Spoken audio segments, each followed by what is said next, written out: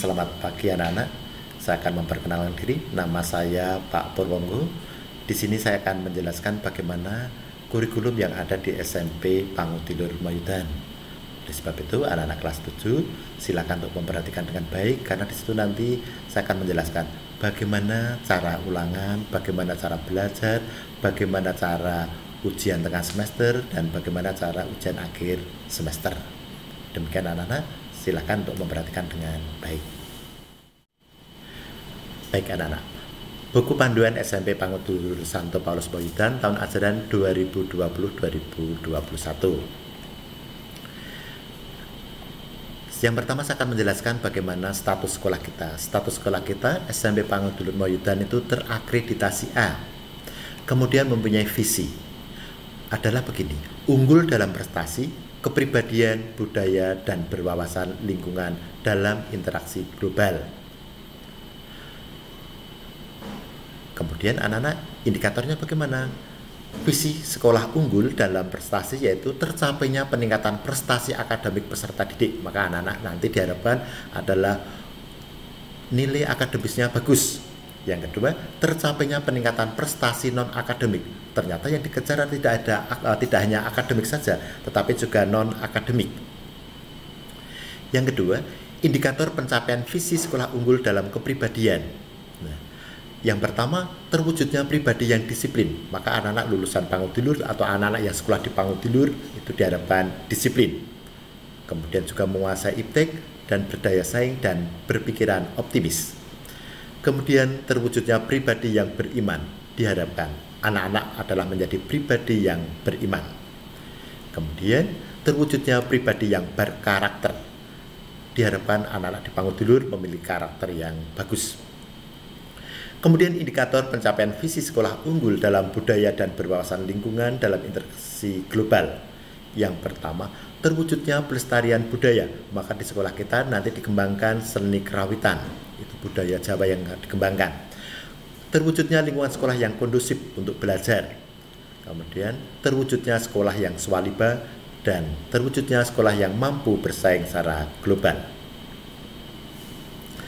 Adapun misi sekolah kita SMP Pangudilur Mayudan adalah begini: berdasarkan musyawarah dan masukan dari seluruh komponen sekolah dengan pertimbangan pengembangan SMP Pangudilur Mayudan sepakat. Artinya apa? Misi itu dirumuskan bersama-sama, yaitu mendampingi kaum muda dengan solidaritas pada kaum yang miskin dan lemah. Saya ulangi, misi kita adalah mendampingi kaum muda dengan solidaritas pada yang miskin dan lemah. Adapun tujuan dari misi itu adalah SMP Pangudilur Mayudan mendampingi kaum muda dengan solidaritas pada yang miskin dan lemah. Tujuannya adalah mewujudkan warga sekolah yang memiliki kedisiplinan dan ketertiban tinggi. Yang kedua, mewujudkan proses belajar yang kreatif, inovatif, dan menyenangkan dalam pencapaian peningkatan prestasi. Yang ketiga, mewujudkan pribadi yang beriman. Yang keempat, melaksanakan kegiatan ekstrakurikuler secara efektif dan efisien. Anak-anak di sekolah kita nanti banyak ekstrakurikuler, maka silakan nanti Anda pilih. Yang wajib harus ikut itu satu, pramuka. Yang kedua nanti anak-anak bebas memilih, satu pilihan bebas. Kemudian mewujudkan sikap mencintai dan mengembangkan budaya nasional. Kemudian mewujudkan lingkungan sekolah yang kondusif untuk belajar. Yang ketujuh, mewujudkan sekolah berwawasan lingkungan dan mitigasi bencana alam. Dan yang terakhir, mewujudkan sekolah yang mampu bersaing secara global. Kemudian maaf anak-anak, untuk kegiatan ekstra karena itu wajib yang pramuka, kapan dilakukan? Setelah kita nanti masuk seperti biasa. Artinya apa? Kegiatan belajar mengajarnya tidak secara online, tetapi nanti anak-anak kondisi sudah normal, semua sudah normal, anak-anak diwajibkan masuk, semua masuk seperti biasa. Baru kegiatan pramuka itu diadakan, termasuk kegiatan ekstra yang lain. Begitu ya, Nak? Saya kira jelas itu. Kemudian mengenai peraturan akademik dan tata tertib. Yang pertama mengenai peraturan akademik, bab 1. Pasal 1, peraturan akademik merupakan peraturan yang mengatur persyaratan kehadiran tentang Ulangan seperti yang saya katakan tadi, remedi, kenaikan kelas, kelulusan, dan hak-hak peserta SMP Pangudulur Moyudan. Artinya apa? Kehadiran bukan artinya anak-anak kemudian datang ke sekolah selama masa online ini. Kehadiran anak-anak nanti diatur oleh guru mapel masing-masing, misalkan dengan tanda hadir, bisa dengan memberitahu, terserah nanti Bapak Ibu guru akan mengaturnya. Mungkin anak-anak bisa WA, Pak saya sudah siap untuk pelajaran, Pak saya sudah siap untuk mengikuti dan sebagainya. Atau ada tanda centang untuk ikut hadir dalam pertemuan itu. Yang kedua, ayat 2, peraturan akademik merupakan peraturan yang mengatur hak peserta didik dalam menggunakan fasilitas sekolah untuk kegiatan belajar. Yang ketiga, peraturan akademik merupakan peraturan yang mengatur layanan konsultasi kepada guru mata pelajaran, wali kelas, dan konselor. Kemudian yang keempat, peserta didik SMP Pangudulur Moyudan adalah anggota masyarakat yang sedang mengikuti proses pendidikan di SMP Pangudulur Moyudan. Yang kelima, penilaian harian adalah kegiatan yang dilakukan secara periodik untuk mengukur pencapaian kompetensi peserta didik setelah menyelesaikan satu kompetensi dasar atau lebih. Ini artinya anak-anak, ketika anak-anak itu diajar secara online, untuk yang online sudah mencapai 1 KD, Bapak Ibu guru itu akan mengadakan ulangan. Nah, maka ketika ulangan itu anak-anak silakan untuk bekerja dengan sungguh-sungguh, dimasukkan sebagai nilai ulangan harian. Kemudian kalau sudah ulangan harian beberapa kali, 2 kali atau 3 kali, maka akan dilakukan penilaian tengah semester. Artinya apa? Ini sudah mencakup beberapa KD. Kemudian berikutnya adalah penilaian akhir semester. Nah, ini dilakukan oleh nanti sekitar bulan Desember. Maka anak-anak setelah penilaian akhir semester, anak nanti bisa menerima rapot semester gasal. Berikutnya, penilaian akhir tahun itu dilakukan untuk menjelang kenaikan kelas. Maka anak-anak ketika nanti sudah mengikuti penilaian akhir tahun, anak menerima rapot semester genap. Di situ ditentukan anak naik kelas apa tidak. Nah, nanti kita lihat bagaimana aturan kenaikan kelas.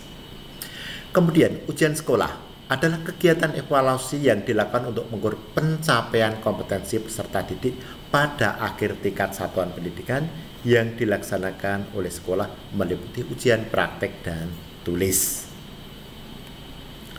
Bab 2 tentang kehadiran. Nah, ini anak-anak, setiap peserta didik harus hadir pada seluruh kegiatan pelajaran di kelas atau di luar kelas, baik teori maupun praktek. Praktek itu nanti ketika kita sudah datang ke sekolah, anak juga harus hadir. Nah, kehadiran seperti yang saya katakan tadi, mungkin anak bisa hanya membuat tanda centang selama online. Kemudian ketidakhadiran karena sakit dengan surat keterangan orang tua tidak diperhitungkan dalam penentuan ketentuan ayat 1. Artinya ketika anak sakit tidak bisa mengikuti pembelajaran secara online, anak memberitahu saja, Pak maaf saya baru sakit. Buktinya apa? Nanti orang tua yang mengizinkan, atau anak WA saja foto surat izin dari dokter. Pasal 3, pelaksanaan kegiatan belajar mengajar. Nah, kegiatan belajar mengajar itu dimulai pukul 6.55 dan berakhir 12.50. Ini ketika nanti tatap muka. Tetapi ketika selama online, anak-anak seperti pada jadwal jam 7 mulai, nanti sekitar pukul 12.20 anak selesai kalau online. Kemudian setiap jam pelajaran dilaksanakan selama 40 menit dan istirahatnya 15 menit. Ini ketika anak masuk seperti biasa. Selama online ini tidak berlaku. Sebelum pelajaran dimulai, baik kalau anak-anak itu mengawali dulu dengan sikap berdoa. Nanti Bapak Ibu guru sebelum mengikuti pelajaran, anak-anak diharapkan untuk mengambil sikap untuk berdoa terlebih dahulu. Nah, ketika anak di dalam sekolah sudah masuk seperti biasa, setelah berdoa kemudian dilanjutkan dengan menyanyikan lagu Indonesia Raya. Tetapi kalau di rumah tidak usah menyanyikan lagu Indonesia Raya, cukup anak mempersiapkan diri untuk berdoa. Nah, ini yang menarik. Kemudian setiap pukul 12 anak silahkan untuk doa Angelus. Nah, di sekolah juga, di rumah juga. Maka anak-anak ketika online doa Angelus ini silahkan dilaksanakan. Ketika di sekolah pasti itu dilaksanakan. Kemudian setelah pelajaran terakhir, peserta didik melaksanakan doa untuk meninggalkan ruangan kelas dan menyanyikan lagu nasional. Ini terjadi ketika anak di kelas. Tetapi ketika di rumah setelah online, anak-anak silakan selesai kegiatan belajar doa, mengungkapkan syukurnya pada Tuhan. Kemudian yang ke pasal 4, larangan. Selama pelajaran berlangsung, peserta didik dilarang keluar masuk kelas. Artinya apa? Besok kalau KBM normal seperti biasa, anak nggak boleh hilir mudik atau keluar masuk dari kelas. Kemudian Pak maaf saya mau ke kamar mandi dan seterusnya. Tidak. Anak-anak etikanya apa? Matur dulu dengan guru yang mengajar dan tidak usah dilakukan berulang kali. Kalau masih bisa ditahan barang 2 menit 3 menit ya silakan ditahan dulu. Kemudian saat istirahat, peserta didik dilarang keluar dari lingkungan sekolah tanpa izin dari guru piket atau kepala sekolah. Itu anak-anak. Kemudian bagaimana tentang ketentuan penilaiannya? Begini, SMP Pangudulur Moyudan itu kan menetapkan KKM-nya adalah 75. Artinya apa? Ketika anak-anak itu diuji nilainya kok kurang dari 75, berarti nilainya masih kurang. Seandainya kok anak mendapat nilai 75, berarti artinya anak-anak itu hanya pas sesuai dengan KKM. Maka sekolah mengharapkan anak harus mendapat nilai di atas KKM. Kemudian kadang-kadang timbul pertanyaan, Pak kalau mendapat nilai 75 itu predikat saya apa ya? Nah begini anak-anak, kalau anak-anak mendapat nilai kurang dari 75, predikatnya itu kurang. Atau nanti di nilai itu ditulis D. Kalau nilainya 75 sampai 82, predikatnya baru cukup, maka anak-anak mendapat nilai 82 itu baru cukup. Silakan dikejar untuk mencapai 83. Nah, 83 sampai 91 predikatnya adalah baik. Hanya satu selisih. Nah, 82 itu C, 83 B. Pak, rentangnya berapa antara baik dan cukup itu? Kalau cukup itu 75 sampai 82, kalau baik 83 sampai 91. Maka anak-anak yang mendapat nilai 91 itu silahkan dikejar lagi nak, supaya bagaimana bisa mencapai 92 biar nilainya amat baik. Maka anak-anak silahkan berjuang untuk mendapat nilai A. Saya yakin anak-anak kita bisa mencapai itu. Berikutnya pasal 6 adalah penilaian harian. Penilaian harian disusun oleh guru mata pelajaran pada saat penyusunan silabus yang dijabarkan dari rencana pelaksanaan pembelajaran. Ulangan harian bisa pilihan ganda, bisa urean, tergantung dari Bapak Ibu guru yang menyampaikan. Penilaian tengah semester. Penilaian tengah semester disusun oleh guru mata pelajaran. Artinya hanya Bapak Ibu guru yang membuat soal, kemudian anak-anak silakan mengerjakan. Bisa pilihan ganda, bisa urean, atau bisa dua-duanya, pilihan ganda dan urean. Kemudian penilaian akhir semester. Penilaian akhir semester disusun oleh guru mata pelajaran pada saat penyusunan silabus yang penjabarannya merupakan bagian dari rencana pelaksanaan pembelajaran. Nah, penilaian akhir semester itu ada dua kemungkinan. Kemungkinan yang pertama, soal dibuat oleh Bapak Ibu guru sendiri.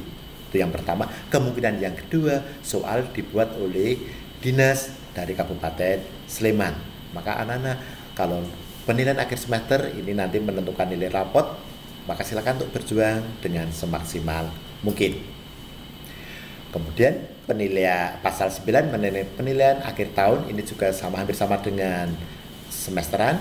Artinya apa? Soal kemungkinan pertama dibuat dari sekolah, kemungkinan yang kedua dibuat dari dinas, dan ini menentukan kenaikan kelas.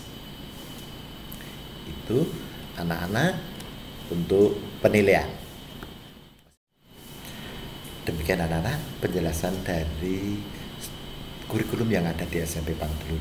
Terima kasih anak-anak atas partisipasi dan keterlibatannya. Selamat untuk berjuang.